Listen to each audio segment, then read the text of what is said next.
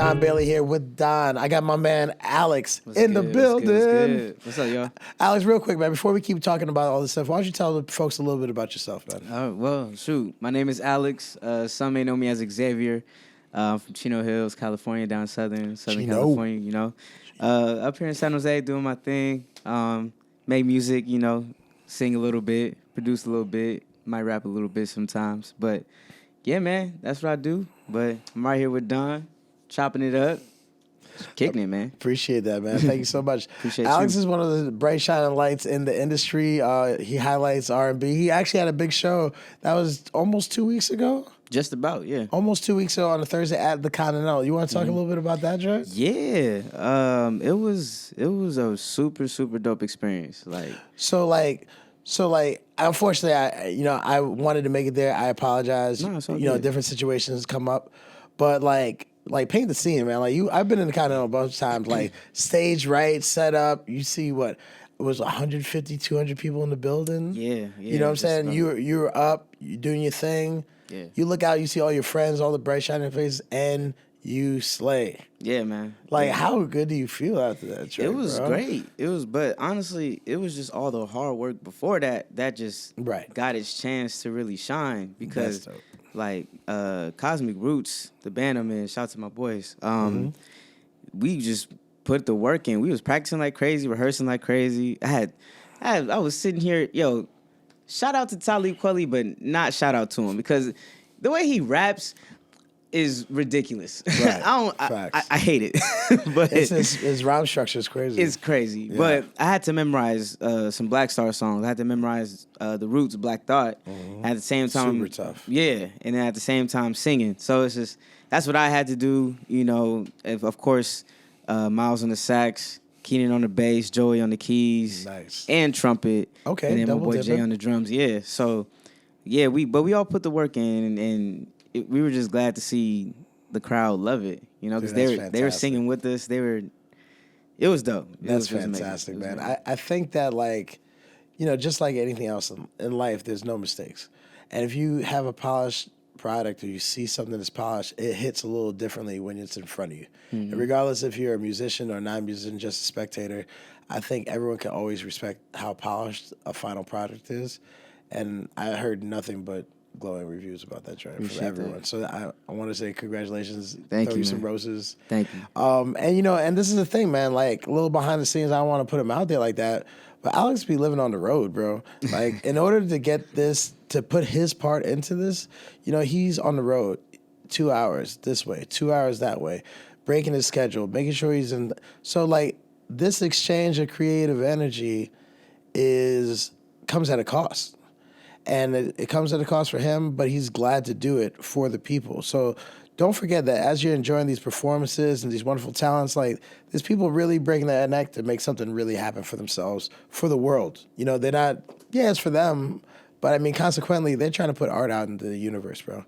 So, I think that's always it's always something I absolutely salute. And I appreciate the hard work of being a creative. Thank you. And you said it, because I love it, honestly.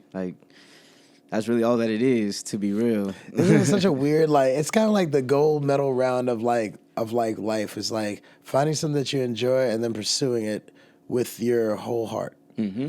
And, that ride is just I really wish that, more people would pursue. And it's not something that's for the weak at heart. It's not something that's easy. My medium was a little bit different when I was running my thing, but I always appreciated the parallel run. I know what it's like to be on that road, no change of clothes, 2-3 days, just trying to get it down.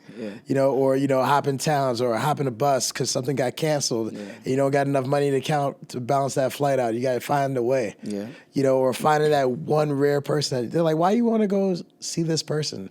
And it's so integral to what you do as a professional or what you're trying to grow it to as a creative that that level of dedication is super important. Yeah, so, man. Thank you. You're real shit. Real shit. That's so good, man. But we often get in these hip hop debates and talks and everything like that. You know, I personally, I like to get your opinions and thoughts about a couple other things, but there's a couple things I need to put on wax so that way we get our proper due and credit for some of the theories that we've come up with over these few months and years. I want to talk about we'll call it the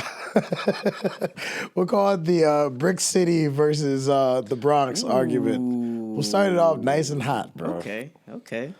We were talking about how there's this great debate of hip hop of like the people playing the background, for lack of a better word, that are always consistent, always relevant, but just don't get their fair share due in the pantheon of hip hop. You know, we talk about, you know, top fives, top tens, all these different things.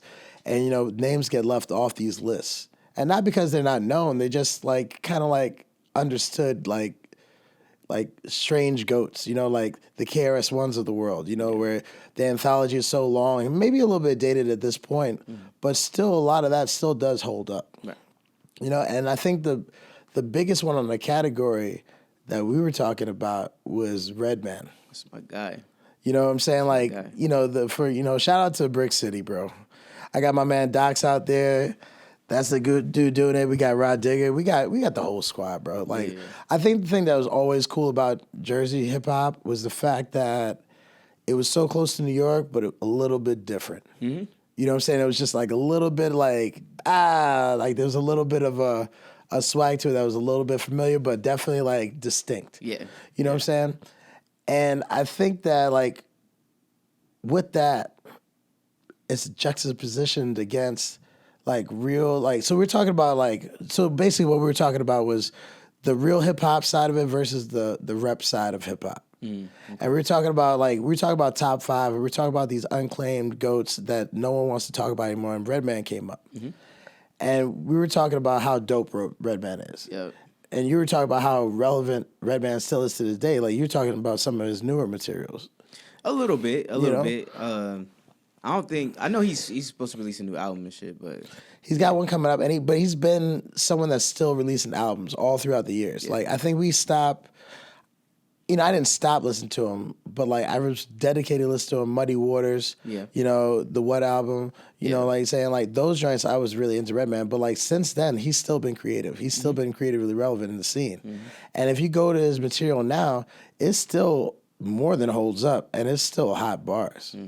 But then you go back to like people that are like goated into it, like say like you know Fat Joe. I see where you're going. Okay. You know, and it gets to be a point where art imitates life. Whereas I feel like Fat Joe is a better representation, especially then at the time that he was at, early 2000s, late 99s. You know what I'm saying? Like, late 90s to late 99s. Sound like millennial. But... cap. Like photo. But you know, late 90s, early 2000s, you know, I think that Fat Joe's sound and his look really mirrored everything that was going on. He was a super street dude, super relevant. Joey Crack. All the Joe Crack.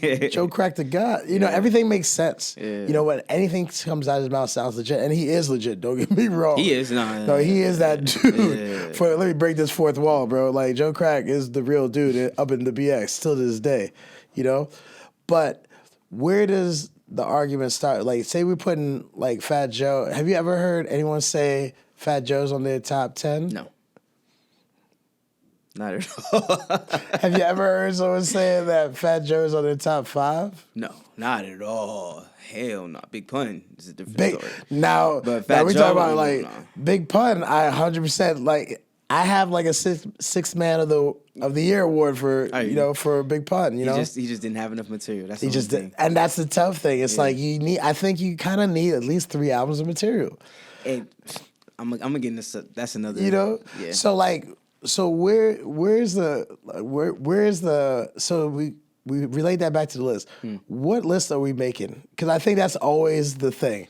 I feel like no one's really down to defend and have a real top 5 because then it also involves like the rhyming structure of that person and what they represent also too. Yeah. So you're taking the rhyming on and the kind of the personality of. I kind of have 2 top 5s.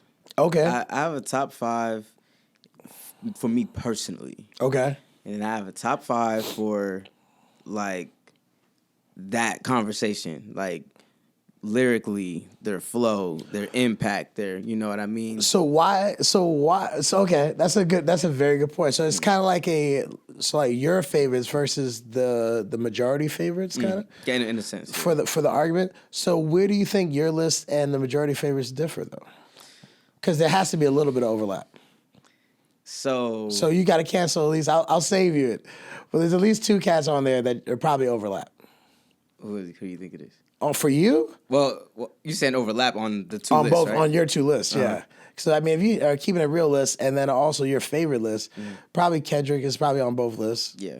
You know, and probably, I mean, realistically nowadays it's got to be Cole. No. Oh, that's right. We were talking about that. Definitely. I love Cole though. I love Cole. No. Respect, dude. But I mean, like everybody's list is a little bit different. But who would be the second joint? And I'm just guessing there's at least 2 people that are crossover. For the personal? Yeah. Tupac. Well, I mean, like I said, I think that's so. Why would you differ your list? Why would you separate your list between your favorites versus the top 5? Because Kendrick wouldn't be number 1. Tupac.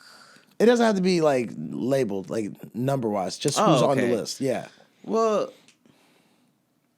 I guess because it's just I guess it's just different criteria. I guess it's my way of trying to keep my bias out of certain conversations when it comes to hip hop, because like music and rap music is subjective. Like everybody has their own perspective, which is why they like certain artists, certain rappers, and what they say, how they deliver, how they carry themselves, if they make money or not. That's always a big thing with hip hop. Is that really part of the criteria of it's hip-hop? not for me. Of hip hop though? It's what not are you talking me. about, bro? But every time, every time. Say it from your chest, my guy. I'm gonna say it. Say it with my chest. Every time people put Jay-Z at number 1, one of the first things that they bring up is that he's a billionaire. That's so whack. And that's, yeah. You know why I put Jay-Z, I won't say number 1, but high on my list. Like I said, you know, reference point, I hate to keep saying that, Jordan. I'm 42, so my reference point is the 80s. I was born in 1980. So that's my reference point moving forward. The reason why he's high on my list is that as I was listening to him, like we were talking before, if you really were looking for real guidance as someone that was maturating through the similar time period, his last like 4 or 5 albums about putting you on game.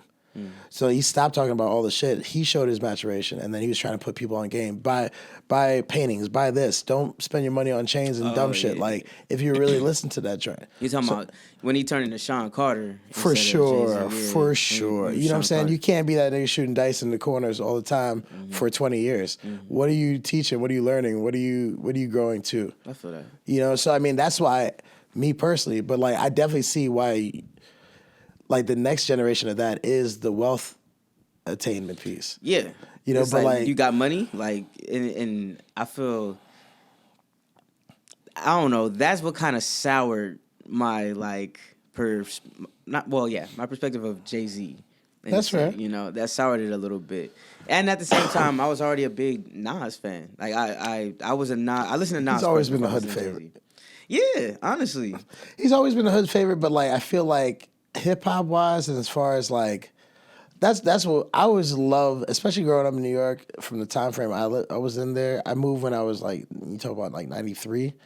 So like, seeing a dude that everybody was forceful, everybody was real, like getting theirs because they strong-armed a lot of shit. Yeah. But seeing the dude that didn't have to strong-arm it, but you knew he would if he had to, that it was so like that, like purity of production, that like smoothness, that was like rough, but like, hey man, don't make me do this.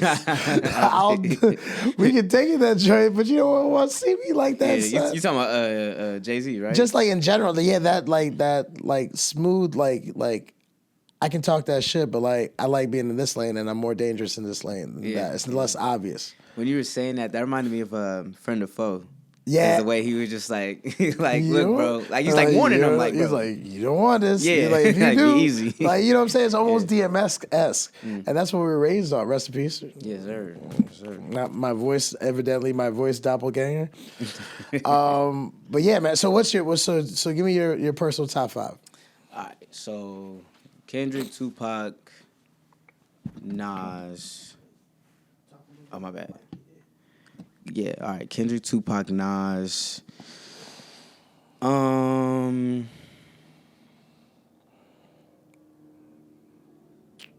get one off the bench. Make it easier for you. I'm trying to. You said one off the bench? Yeah, you get a 6-man. Okay.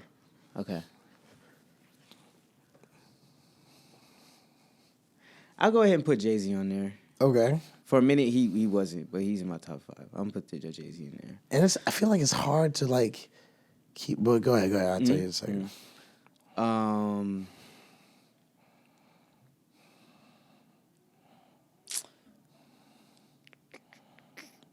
This is personal.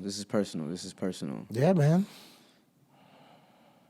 All right, so, man, for me personally, Dom Kennedy. Actually, Dom Kennedy's my 6th man. Okay. Dom Kennedy's my 6th man. The only reason why I put Dom Kennedy there is because for, like I said, personal rapper-wise, being from SoCal, being from LA, the IE, he really like helped cultivated my style, the way I carry myself. Right. He's one of the folks that he wasn't the best rapper, we know that, but his taste in music, the production, all that stuff, I listened to him nonstop. So I think that a lot of that plays, man. Like as far as like that's the thing about hip hop that I think that most people don't get. It's so multi-tiered that you get to find a voice through representation. Yeah. You know, that's really what it comes down to. And it's like everything's not going to hit the same way. You know, perspective, angle, artistry, all that stuff is like a nuanced perspective that you need a spread of people to be able to emulate. Exactly. You know what I'm saying? So it makes sense. Yeah. What's your one more? Yeah. I'm gonna say Kanye West, man. Kanye West. Yeah. You accepting new Kanye as well. Once you accept Kanye West into your heart, his music, you must accept all of Kanye West's music. Old Kanye. Hey, okay, I like Donda. I like Donda. Donda wasn't too bad. Oh. He said, oh. I'm so bad if I'm clapping, but nah, Kanye. That's your list is your list. I judge not. Yeah. So it wouldn't be right if I didn't say Kanye. How's that different than your commercial list? Basically, no cap. That's basically what you're. So okay, so my other list. Yeah. Kanye not on there. Dom K not even close. I mean, respectfully. Right, respectfully. Kendrick, Tupac, Nas, Jay-Z. Man, I'm about to throw a little screw in there. Hit it. Ice Cube. Ice Cube. What? Okay. And I got a question about that. And what's your 6th man off the bench?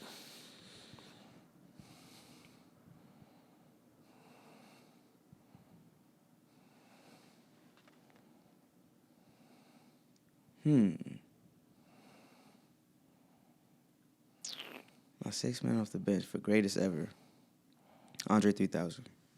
Yeah. Yeah, that makes sense. Mm-hmm. So I'm very, and you know the thing that sucks about it is that like you almost have to do like what's your 6 through 10, because like if you really think about it, as far as you put together the top 5 and you're a real hip hop head, Jay-Z for me is Biggie, Tupac interchangeable almost, respectfully, depending on where you're from. You know, Nas, obviously. Andre, 3 Stacks has always been in my list. And then you always get to, like, the 5th. So, like, I would put him off my bench. I would for sure have Big Pun. Okay. I would for sure take Big Pun off the bench. But, like, then you get into the argument of his longevity of his career. So, like, it's an interesting thing that also happens, like, with the Jay-Z argument. Because you're talking, like, people fall in and out of love with Jay-Z throughout the years. But also there's a credit to be said that his longevity is so good that over a 20-year span, you're still relevant. So there's something that you get bonus points for on the back end. But the interesting point, what do you think about Ice Cube? So I always think it's interesting. The 4th, 5th, and 6th spots are always the interesting ones. Yeah. Or the 6 through 10. What is it about Ice Cube that you want to that makes him worthy of the list? He is the forefather of the West. Like what KRS is to New York is what Ice Cube is to LA and the West Coast. 100%. Everybody says it's Eazy-E. I was like, bro, this the dude that wrote Eazy-E stuff. Like, come on. So yeah. But like, what did it for me was that I was watching some NWA footage of that big tour, that big Straight Outta Compton tour that was like game changing. And I'm watching Ice Cube. And I'm like, bro, Ice Cube was the one. Like, he's up there crip walking, doing all this stuff in 87. Yeah. You know? And I'm just like, bro, like, he was the one that kind of set the tone, set the standard of LA. He was the one. And then he branches off from NWA. He defeats NWA in a beef. And this is still, like, the most treacherous crew in America. Ice Cube thrashed him, and he had America's Most Wanted, which was at the time. I had that tape. Bro. Hey, that's dope. I want to see it. I want to see it. I see if I can find that joint for sure. But at the time, America's Most Wanted was the biggest debut hip hop album ever. And you know what album took that place? What's that? Doggy Style. That's right. That was 94, 96? 93. 93. Right after I was born. Yeah, bro. Like, couple weeks. Dude, that's crazy, man. Yeah. That's interesting. That's fair. So like it's more like historian, like goated that you put him in also. Not saying that he's not dope. Well, I just really understood the impact he truly had. Like for real. Like I feel like he's not appreciated for the run he had from 87. We really got to start at 87 and then go to like 92, 93. Gotcha. Because a lot of people get at him because his role of album started to really trail off. Like, I mean, it is what it is. It's natural. Well, I think a lot of that has to attribute to the other ventures that he was trying to branch out to. Yeah, honestly. He was making movies and stuff. He was making movies, and this is also it's the old, I call it like the ex-trapper problem. The ex-trapper problem is that if you would say like anyone from say 1980, like, or I'm sorry, like you blow around the 90s, right? When the big golden era of hip hop was 92 to 96, basically. You blowing up in that time, you go on early 2000s, you're still talking that gang shit, you're still talking that, gang, whoop, whoop. Then you get into like 10 years in, you get into 15 years in. Now you go into 2000, 2005, like, you haven't lived that life in at least 10 years, bro. You've been on tour. Exactly. You ain't trapping no more, bro. Yeah, like, stop talking. Like, stop. Like, so, like, there's an interesting thing with hip-hop that the more people love you is because you're more genuine and you're more authentic. Right. So you've been on tour for, 10 years. What gang shit you talking about, homie? The cats are in jail. The cats, or they're out. Some people are dead. All this stuff. You've been living this good life. So you have to eventually trail off and you run out of shit to talk about.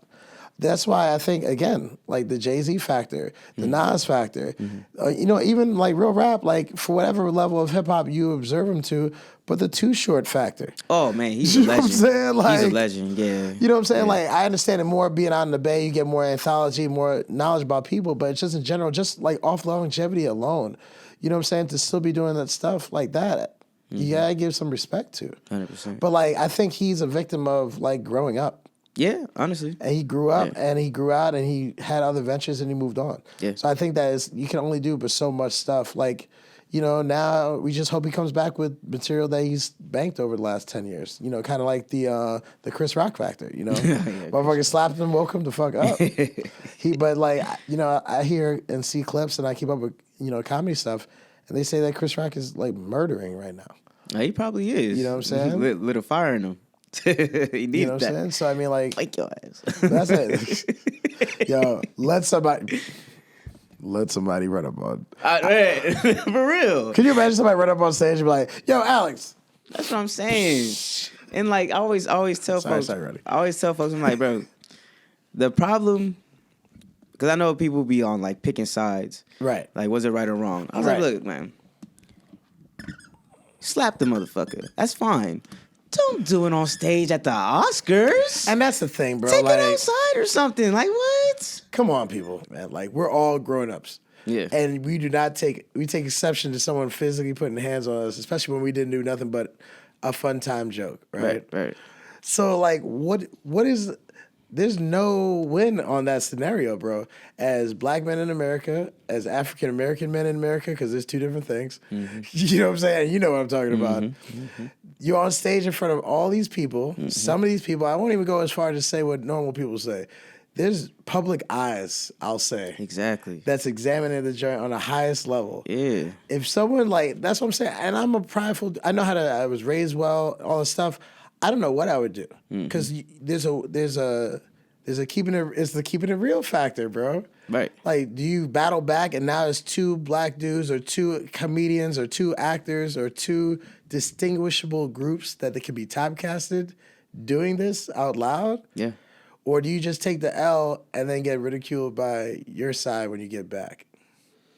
I mean, I'd rather just do it in the background. Like, I don't know, because I don't know. Like, I'll compare. I'll say this. Okay. You know how Drake and Diddy? Yeah. Apparently, Diddy slapped the shit out of Drake.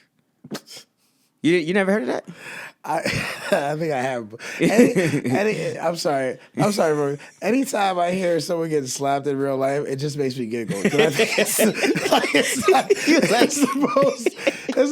most preposterous thing. Like, I just get the image in my head, and then it's just like, I mean, you know. I'm sorry. So no matter what, it just makes me. It's great because it's ridiculous. I'm sorry. Go ahead, Alex. I apologize. What was I saying? Diddy smacked Drake. Yeah. Diddy smacked the shit out of Drake, and apparently it was because 0 to 100 knew real quick. Yeah. It was over because Drake was supposed to get that beat to Diddy, but Drake was like, "This is fire. I'm gonna keep this." Right. So because of that, Diddy smacked shit out of him. Okay. But it's hearsay. Like it's a what's it called? It's like a bad telephone game. You said what? Like a telephone game gone wrong? Yeah, exactly. Like people just hearsay. Just like, oh, did you hear? But you can say yes, you can say no, it happened. Right. You don't know. So it could have been like that. It could have been like, that's true. Did you hear Will Smith slap Chris Rock? Nah, he didn't. What you mean? Like, it could have been something like that. But I think that's had to do it for everybody. I think no. I think there's always a best way to handle things. And I say that in the present and past tense at the same time. Like, hindsight's 20/20, and they can always been handled. But those things get interjected like ego, like circumstance, like surroundings, and that also causes an additional reaction that we may not have made unless we were smart enough and emotionally developed enough to communicate effectively. But like, that's me here. Roddy can tell you at least a half dozen times where I've been nothing but a Neanderthal. You know what I'm saying? Like, and I'm very, I am very this and I'm very other things. So I mean, it's kind of a tough position to be put in. But I mean, you just do the best with what you can, 100%. But that's interesting. No, I didn't.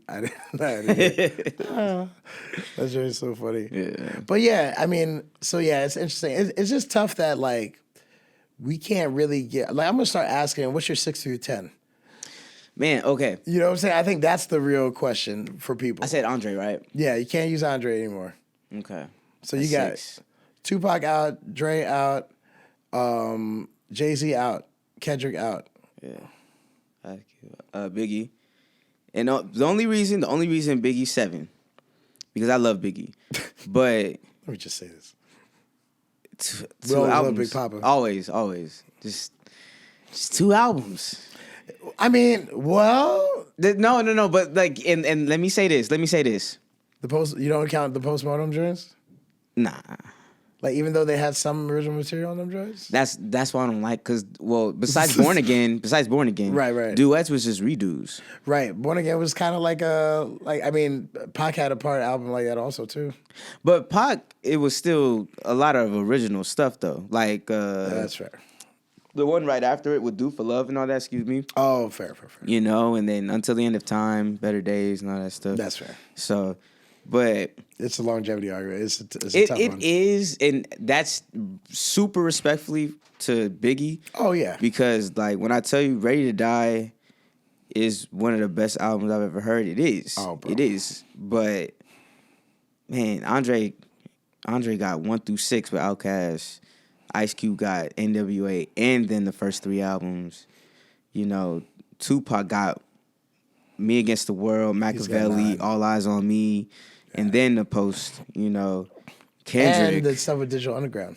And the Digital Underground, yeah. I mean, if you keep it real trill, you know. So that's the only reason why Big is 7, respectfully. I mean, it's a, and that's the thing. Like, why should you have to debate that hard your stance on a public figure when it's just opinion based? Because Biggie's supposed to be automatic. Why is it? But that's the thing, though. Like, that's like saying Tupac should be automatic for me because he grew up in New York and then he moved to the West Coast and he was dope.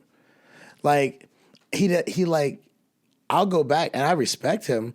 Like, I always put, you know, like, but he's like for me personally, and I'll put on wax on the East Coast, on the West Coast. Like, he's a greatest hits dude for me. I'm not gonna go through his anthology and pick out songs, rock his B-side, you know. But like, if you put his greatest hits on, like, almost not untouchable, but like ridiculous, super beyond super solid. Yeah. But like, I didn't get into the bars like I would have, like, you know, a Biggie. Like, even like real rap, like I probably got into more Scarface bars than I got into, like, you know, Tupac bars, because even the time frame, the rhyme scheme, the onomatopoeia of his voice, even like hearing a different sound that still was relatable to, like, because it wasn't too far away from New York stuff. Like, it was just a different bend to the ear. You know, the accent was a little bit different. The subject matter was a little bit different, but he was still popping that shit, though, dog. You know what I'm saying? Like, Dungeon Family was a little bit smoother, but like, I feel like the sweat. Yo, shout out Dungeon Family, bro. I'm glad you said Dungeon too. No, for sure. Like, Dungeon Family, Outkast, you know, those cats, you know, we talk about Big Grip, you know, we talk about, you know, all those cats, they were more on that, like, laid back, to me, they were kind of like almost on that, like, that lean side of the South. Yeah, man. You know, real chill, real smooth, real player. But like, the stuff that resonated with me the most was kind of like a little bit more hard hitting, a little bit more punch, a little bit more bravado. And that was, I thought that was more like Scarface, the cats like that were running with them. So it made a little bit more sense to me. Ghetto Boys. Yeah, and Ghetto Boys, the whole squad. So I mean, it's just one of those things. But like, I've always respected Tupac. How can you not, though? Yeah, so I mean, like, when you showing respect across the board, like, it's just opinion based. But he gets a lot of disrespect, man. It's kind of... Oh, Tupac? Yeah, it's kind of crazy. But, you know, like, you set yourself up for it, though, you know, I seen a tweet. It's like, I'm about to play Tupac's greatest hits. I'll be back in 7 minutes. I was like, oh, that's fucked up, bro. Like, what? I think the tough thing about Tupac is that, like, you were dope. Then you realize, I think Tupac was one of the first people in hip hop, honestly, that played the WWF card. You know what I'm saying? Like, we want to keep it super trill. I hear you. Like, because you got to remember, like, Tupac went to Juilliard. A lot of people don't know this, right? So, like, when Mobb Deep and, you know, Nas and all them were having that beef about, like, oh, you know, I saw all these pictures of you, blah, blah, blah. Most of the pictures were Tupac in a leotard. Like, that's just rap, and that's no disrespect, because everyone that goes to Juilliard has to do everything. That's facts if you know anything about a liberal arts school. So, like, some of that was in response to his early schooling in that craft, but that also gave him a better understanding and gave him levity to be in movies, to do stuff like that, and it be relatively seamless. Like, if you look at, what's the joint? You look at Juice, like, from a cinematic Hell role, yeah. and not just looking at, like, another alternative to Boys in the Hood or any other shit. Not, that movie's a horror film. As a movie, yes! That shit is crazy. Yes! He played it so well. That's how switch, crazy it is. He doesn't, but like, that's from Juilliard, bro. That's from the classic training that was going on back in the day. But like, he's decided to, at least in my opinion, he decided in the hip hop realm to play a character. And that was, I'm the ultimate bad boy. I'm the ultimate black bad boy. Hide your wife, hide your kids. We doing this. This is what hip hop looks like. We ain't going nowhere. And it was a bravado piece, and it was a big push to get the word of hip hop out there at the time. Hell yeah. But also like be non-apologetic about the direction it was moving in. It was not to be put back in a box. It was never going away. Yeah. And this is what it looks like. Yeah. You know, Tupac, Thug Life on the stomach, no shirt ever. Yep. You know what I'm saying? Like, so like ever. You know what I'm saying? But like, I think when you set yourself up like that, you setting yourself up for that villain life. True. So when you're the villain and you getting needles in your back and you getting stuff thrown on you, like no one really feels that sad for you. But you know what though? Like we also got to remember Tupac Shakur is a part of a very important root that's rooted to the Black Panthers and all that stuff. So, and all the political prisoners and all that. So probably from his aspect, he probably was like, bro, I've been a villain my whole life. I might as well turn it up a notch. You know? I mean, it makes sense. I mean, especially when you get a platform, and you got to talk about like you're talking about coming from a time where no one looked like Tupac got any kind of platform ever. Mm-hmm. You know what I'm saying? At that time frame, in that time period, you talk about early 90s, it was only negative. So like he did do a lot of good. But like you only hear about the brazenness, all that stuff. But he had a platform. No one ever got a platform back then. Mm-hmm. So what do you do with something that you've never known how to use? Yeah. You know what I'm saying? You just go as hard as you can. But I think that like some of the personality bleeds into the top 10 list or the top 5 for most people, because it's like it's divisive to the point where I don't want to listen to Tupac because he was doing all that bullshit. Mm-hmm. So I'd never get a chance to experience him and see if it makes sense. I feel you. So I think that's why he kind of gets blocked out of the argument. But I hear that. You know, it is what it is. I hear that. But yeah, man, he's dope. 8 is I'm gonna put Common there because I really feel like his discography is really good. Like, and anybody that has, like, there's a lot of folks that can't, that lucky to have one classic. He has like, well, at least like 4. So let me ask, if you could take one Common album out and pretend it didn't exist, what album would it be? Universal Mind Control. He throw that shit away. I'll never forget, bro. My parents got me that album for Christmas, bro, knowing I was a Common fan and shit. Bro, I was all excited. Common, have you ever seen this shit? Nah, throw that shit in the garbage, bro. That shit. That's so funny. Yo, real rap Common, you're one of my favorite dudes. Yeah, let me talk to the camera and show you proper respect. I'm sorry, I've been talking this kind of shit about you. Yo, Common, real rap, bro. You that dude. I love it. I'm bald headed. You bald headed. I get it. Like, it plays. It works. But like, yo, that joint is trash. Yeah, what? Like that was, and this is the funny thing about that though. Conversely, to stick up for Common, because I know you be watching this joint at home. To stick up for him, I feel like there was like, and don't quote me on this, right? I feel like there was a contract or something going on at that time where I don't really think he wanted to do that album.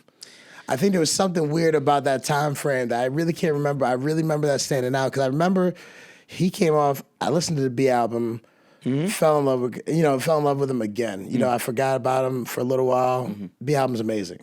One of my favorite albums. I'm with you. Yeah. And you know, he had, what was the joint right after that joint? It was Fighting Forever. Fighting Forever, dope. It was like a little more lean into, at least my take of it was kind of like a little bit more inspired by like that Black Star movement, a little bit more Talib Kweli.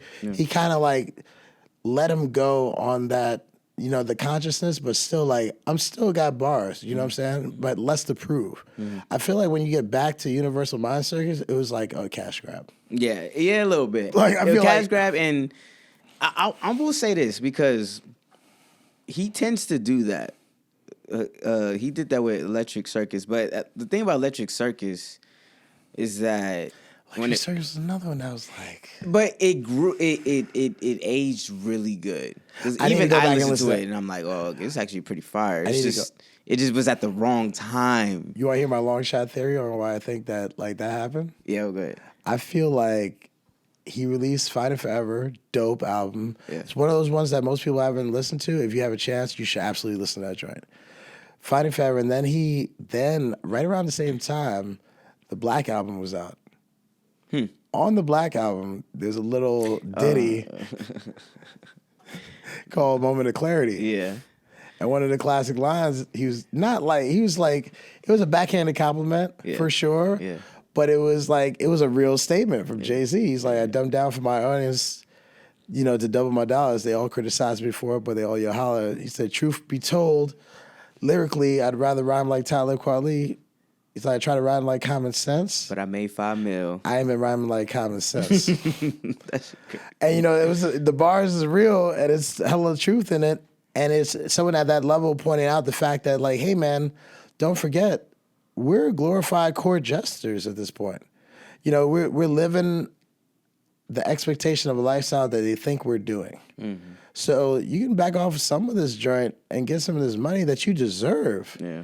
Like Water for Chocolate is amazing. Yeah, that's my shit. The B album, amazing. Yeah. All these joints are like, to me, like they're credits to hip hop. Like if there's a hip hop, a real like hip hop museum, these deserves places. This is gold jacket shit. This is Hall of Fame stuff. Mm-hmm. But I mean, like, we don't have to talk about the other. Yeah, man. Out of respect for man. I really want to know what the fuck happened. Like, seriously. I like one song in there. Two songs. Actually, two songs. The joint with Alicia Keys. The Warrior joint. There's a Warrior joint. I like Universal Mind Control, and then that's that one that doom doom doom doom doom. That one. That's it. After that, I was like, did you really like Universal Mind Control though? No. Oh, it was alright. It was cool. I like the other song more, but. There's another joint. I think it was track number 7. I want to say it was like something about like Warriors or some joint like that. I know it was a little rough. I gave him a full run on that joint, and I paid for that joint. So I'm talking as a critic. I want to go on wax. I paid to talk this shit. Yeah, man. I didn't steal that joint. It was in LimeWire. I went to the store. That's real. So I taught that shit respectfully as a consumer. That's real. That was an interesting point. Yeah, all right, we're running a little bit low on time, man. Hit me with your 9 out of 10 real quick, and we'll keep it pushing, man. This is when it really gets tough. Yes. This is when it really gets tough. The nitty gritty. This is when I'm not gonna lie. It's probably gonna veer more towards my personal like what I prefer. Okay. Ghostface Killah. Ooh. Ghostface Killah. You would put Ghostface before Raekwon? Yeah. Because I factor in not just ability, but that you can continue to consistently drop albums that are good. And Ghostface was doing it. Ghostface was doing it. He was doing it. I mean, for sure, top 3 it would take. Yeah, like Raekwon. I am a huge Raekwon guy. I love both. Only Built for Cuban Links. I think the second one is highly overlooked. The second one is... But, I mean, Built for Cuban Links is so good, though. Yeah. It's so good. It's hard to, like... It's like Brown Sugar, and then you went to the next joint. Like, you talk Brown Sugar, D'Angelo is a 5 mic joint. That's R&B. That's R&B. But, I mean, like, a 5 mic album is a perfect album. Yeah, you're right. You know what I'm saying? Right. So, like, the next joint is going to be, like, knocked automatically because it can't be as great as the first joint. Okay. And I really, here's why I say Ghostface. Mm-hmm. You have Iron Man. Facts. But then you have fucking Supreme Clientele. Supreme Clientele was dope. Holy shit. I feel like Supreme Clientele gets slept on, for sure. Oh, man. Nah, it's getting its flowers now. See, it's such a weird resurgence. Yeah, it's because I see it in top lists all the time now, for sure. Yeah, that deserves it. Yeah. But Supreme Clientele, Bulletproof Wallets. I really, really like that album. I really, really like Bulletproof Wallets. I did forget about that joint. And then Fish Scale. Frisco was the joint. Frisco was fire. Yeah. Frisco was fire. Yes, man. yes. So like he was really doing it. He's the swaggiest motherfucker. Yes. I think he's the swaggiest, the most charismatic New York rapper, I feel, in my opinion. I feel like as far as like being able to pull it off and still keep credibility, hands down. Like Pretty Tony, Pretty Tony is real, bro. He's still like, New York and look like a fucking pimp from Oakland or from LA or some shit. But like that's the swag I was always known New York to be. Like there was always stick up kids, there was always that, but like you moved up the evolutionary, like criminal, like hip hop-ish thing. And that boss was Pretty Tony, hella flossy, like getting that money with the 2 chicks and the, you know what I'm saying? Like I think that's always been New York though. It's always been the underbelly side of it that's hella smooth, and I always appreciated that side of it.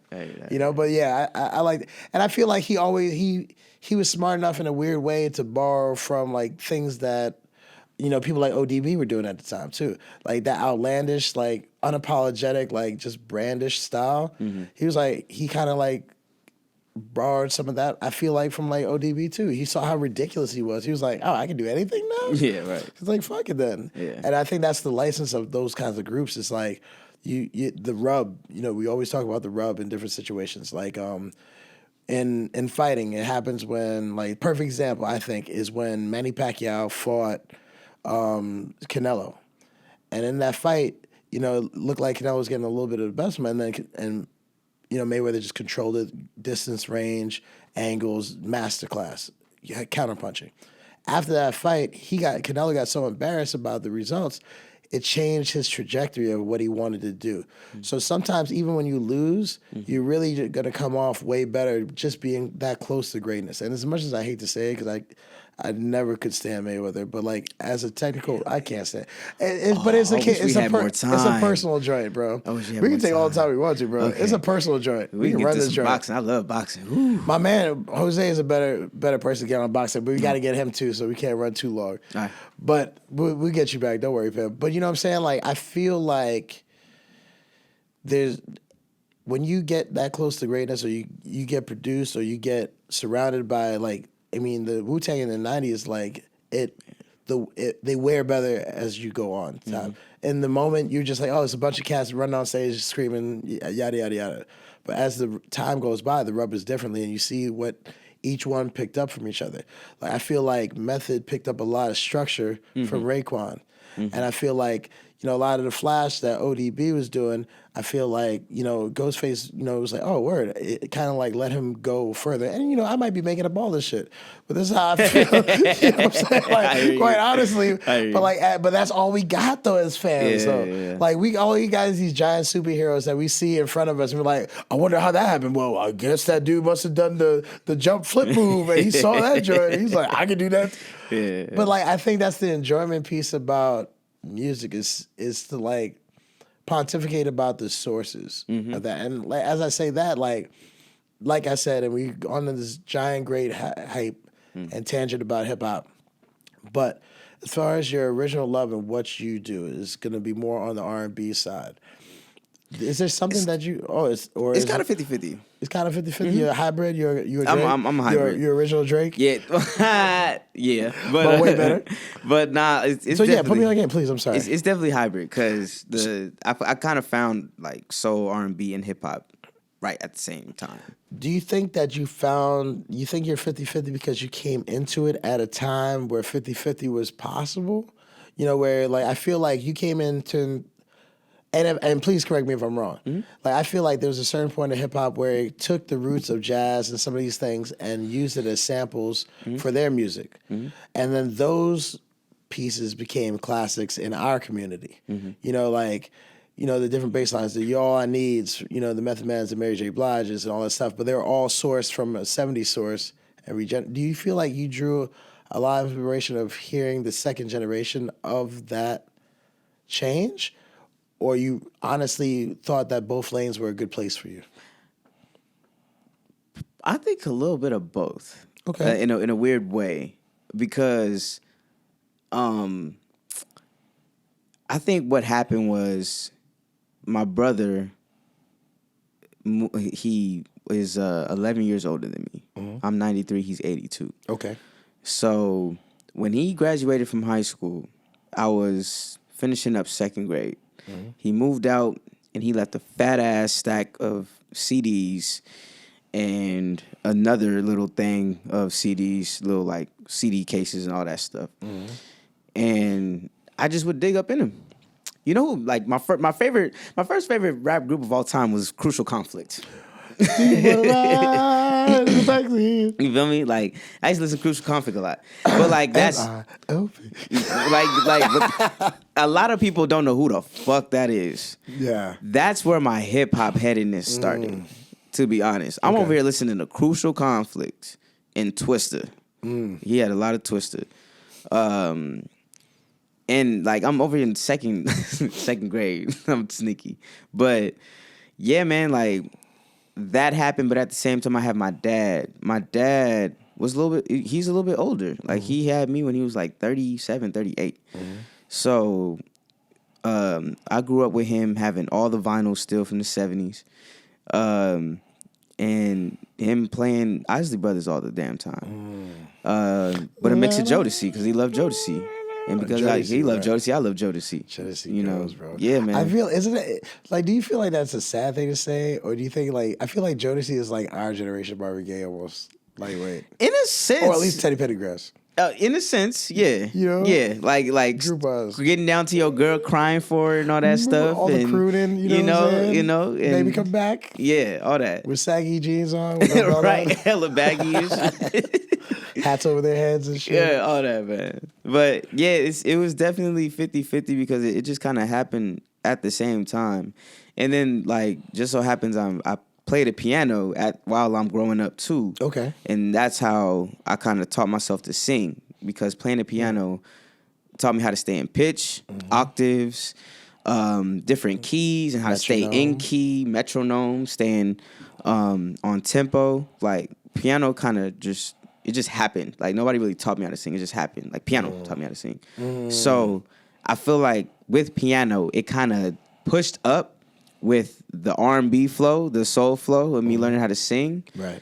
But then down the years when I started writing, I couldn't help myself but write like I'm rapping, because I'm listening. So like from the jump, I was listening to Outkast, Crucial Conflict, Twista, Biggie, lots of Tupac. It's almost like the only language you know. Right. You know, and I'm just gonna sing these hip hop lyrics because I know I can stick with it. I know I can spit it. But I'd rather not spit it. I don't want to be a rapper. I have a voice. I can sing. So I'm going to sing these hip-hop lyrics, and hopefully this shit work out. And it's just starting to work out. I think it's starting to work out, bro. I think that's so dope, man. I mean, it's interesting, like, because, like, your influence, your main musical influences are basically a generation apart. But one was the basic beginning of the other. I feel like, jazz, blues, all that stuff, early rock and roll even, and some of that later stuff that wound up being like new rock, like Little Richard and stuff like that, all lends to the ethos of hip hop. Some of the early R&B, and even some of the disco stuff. Yep. It's all a big conglomerate, all influencer on what side of hip hop you be in, hard, rough, heavy onomatopoeia, heavy repetitive tones, or the more croony, relaxed. But they're still influenced greatly. Exactly. So it's interesting that you're influenced by basically the inception, the structure, as also with the piano, the structure of music. Yep. And then you were influenced by the innovation of where that went to the next generation. Right. And now I'm about to say something. I think Outkast is the greatest hip hop act, single or group ever. Okay. Here's why I say this. Okay. Because they bold took... statement. Bold statement. Very bold statement. Bold statement. Yeah, but like... Not wrong, but bold. They took the foundation of hip-hop, and I feel like they are the ones that are responsible for taking it to a whole nother level. And that's shout out to Dungeon Family, because Organized Noise, the producers, and a lot of people don't know this, but... After Outkast's first album, it was primarily their albums, ATLians, Aquemini, especially Stankonia, and then Speaker Box Love Below. Bro. Yeah, and Aquemini, yeah. they're mostly produced by Big Boy, Andre, and this dude named Mr. DJ. Oh, that's right. Yeah, it was them three doing it. Organized Noise. So like Andre and Big Boy were already rappers turned producers. Right. You know, they were doing it before then. Right. But they did not, like Big Boy, I heard it in an interview. Big Boy made it like he made sure he didn't sample because he didn't want to sound like anything else. Yeah, he wanted to go there, you know, and calling themselves ATLians. They go into outer space. You know, Aquemini, they bringing in horoscopes in together. You look at the fucking the album cover and you're like, bro, stupid. My what? favorite album. And Can you imagine being 14 looking at of that? Yeah. Like, so good. what? Yeah. And then Stankonia. Stankonia is nuts. I feel like Stankonia is lost in the mix, in the shuffle, though, to be honest with you. Because it's so, bro, first of all, a 25-song hip-hop album is crazy. Shit was long. Yeah. But then it had, like, what you call it, though? It had cut through. It had skits, though. Yeah, it had hella skits. Yeah, okay, I was about to say. I was like, I remember it did have some skits. Yeah. Kind of like the old Redman joints. Yeah. I feel like that's the other thing, too. Like, go ahead. That's my 10th rapper. That's your 10th Redman? That's a personal thing. I feel like Redman's like number like 6 for me, like 6, 7. Like he's so close, but like I feel like your Ice Cube is my Big Pun. Because I feel like he meant a lot to the community, his community in the Bronx, and I feel like he should have got the respect that Fat Joe got. I feel like it was like an Indiana Jones. I'm dropping, like, all right, Big Pun die. I'm Fat Joe. Yeah. You know, like I'm just gonna take all the good points. And like I said, like Fat Joe's dumb, relevant, dumb, credible. Yeah. Did all the street stuff. Yeah. But like, I don't think I've ever in my entire life in New York, out in New York, anywhere else on this planet, I've never heard Fat Joe mentioned in the GOAT argument. Nope. Ever. Even Lil Bow Wow throwing it up. B2K quit walking like that's what's up. Oh man. Shout to Fat Joe. Oh my God. But you know, yo, that was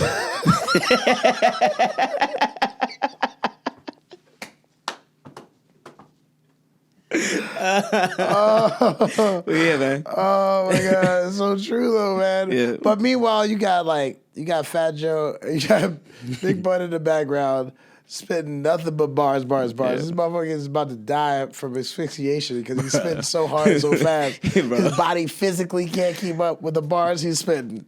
I'll never forget. You know, it's so hard. He's like, oh, you can catch me in a cherry red 150, not the glizzy, in the stizzy. But he makes a popping huge Wizzy down the one, Wizzy drunk pizzy. Bro, he takes a huge breath. Yo, they said that I remember he used to do shows down south, concert shows, different things, and they said that they used to have to put a seat on the stage for him, like off just so he could catch his breath. And he said in the booth, they said they used to have to do so many punch-ins because he just couldn't. Yeah, couldn't keep up, man. He just couldn't keep up, bro. Yeah. But and that's the saddest part about that joint. He said, "I just lost 100 pounds trying to live, bro." Yeah. I'm like, my heart. Yeah. But it is what it is, man. Check your health, folks. Check your health. That's I think that's another thing, man. Like we take all these lessons in. We look at all the great pantheon of public figures in general, and I think that people don't look at the lessons. They look at the lives. And they want to emulate, they want to duplicate it, they want to run what they see as perfect. No one has perfect lives. Everyone has problems. Yeah. Everybody's mama's going to get sick eventually. Everybody's brother's going to get a broken arm. Everybody's dog's going to have to go to the vet. You know what I'm saying? Like, if you see what came from their lives and you can take something away from that, I think that's the magic, bro. Hell yeah. And I think that's... when you go one step further than that and realize that they're just as valuable lessons as the person next to you or the next person over or the person you see every day, you just haven't talked to them. They just don't have cameras in their face. So you don't get a chance to see what the really value or the ad is for their life as a regular person versus the public life that you see in front of you, you know? So I think we're gonna cut this joint a little bit, bro. For sure. Mr. Alex, I appreciate your time, appreciate my good you, brother. Man. Good convo. We will definitely be having all these original players back when I get a little bit more swag and my fine-tuned Sean Evans skills are at a pinnacle. Yeah. But thank you for your time, brother. It's always a pleasure. Problem. I appreciate you, bro. No problem. Pleasure. Right back to you, man. Have a good one, bro. Yeah.